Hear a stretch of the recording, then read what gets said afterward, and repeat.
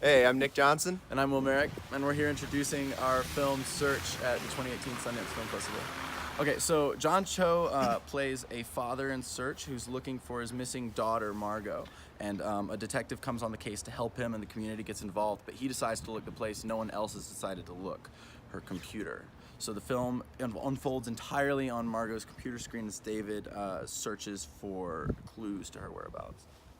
So the way that I got involved with the project was we both went to USC, and I was in a bunch of classes with Anish Giganti, who's the director. And I was kind of, Anish went off to New York, and then when he came back, he just kind of hit me up out of the blue and asked me to be a part of the project. I have a similar story. Went to USC with Anish, helped him edit a viral Google spot that went on to land him a job at Google, which he then quit and came back and called me up and said, yo, got a movie. Anish and I made the proof of concept to sort of sell the idea of a screen film and sort of explain what that might look like, and to get Basilev's, the company that was interested in working in this film, just sort of an idea of our vision. Anish and I cut it before Nick was brought on, and then as soon as we got the feature, we were like, this is way too much work for one editor to handle. We need two of us. So Will and I actually didn't meet each other until just before cutting the movie. We met up at a coffee shop, and we became friends very quickly. Yeah. So there have been a handful of screen movies out there. So you know, the idea of a screen movie is not necessarily new, but what we wanted to do was make a screen movie that was as cinematic as possible. We thought that we hadn't seen a screen movie that truly felt cinematic and like a movie you would sit down and see in a theater.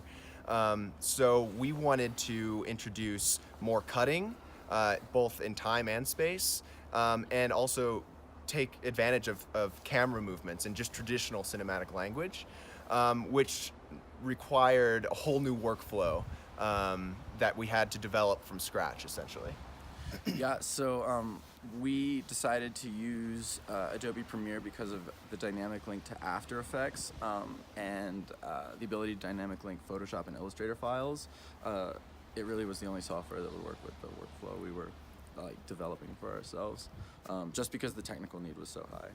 And part of the challenge with doing a screen movie the way we were doing it was that because we were punching in so much, we needed extremely high resolution if we were to screen record. So we actually weren't able to screen record anything. Everything in the movie was basically created using Illustrator files, which we made in conjunction with a VFX company, Neon Robotic, and then animated in After Effects. Every mouse movement, every click, every window. Everything you see is created. None of it is originally recorded from the computer screen. And for that reason, we really needed to take advantage of Adobe Illustrator and vector files.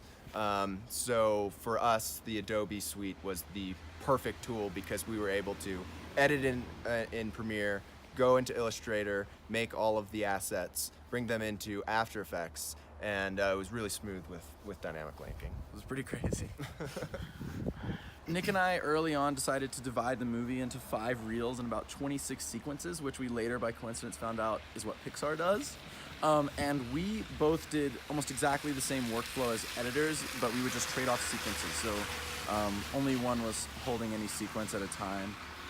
And it worked very well because making an edit took so long that our director was able to go back and forth and work with each one of us in turn while the other executed a change. Yeah, it was pretty much like if I was editing one section, Will was editing another section, and when I got done with my section, I'd just move on to whatever needed to be addressed. We were always in the same room, so we would just yell at each other, I'm taking Z now, I'm taking J. Exactly. Yeah. And it was very smooth. It was very smooth, very organic, and it got to the point where by the end, each of us had edited like the entire movie. Like we worked on every section basically. Each of us worked on every section. We could basically not even remember who originally cut the sections in the first place. There was so much back and forth. We like to talk about this process in terms of 3 steps: pre-post, post, and post-post.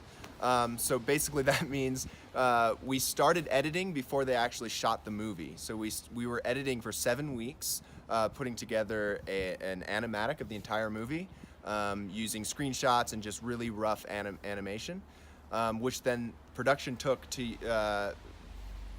they took as like a guide for production design, cinematography, acting, staging, and all that. Yeah, because everything takes place in these frames and computer screens, they needed something to show, what people's eye lines will be and where the scene takes place, but the actors can't reference on set unless they have that animatic. So once they shot the footage, then we took the footage in and just replaced our placeholders, and then The animatic became the the basis animatic of then the movie. became Yeah. the movie, Yeah. and that was post, which we did entirely in Premiere. And then once we picture locked, we went into After Effects. That was post, and that's where we did all of the Illustrator animation and everything. Up-resing And- animation, making it pretty. Yeah. And overall, that whole process took about a year to do, With both of us. with both of us working full time every day, essentially.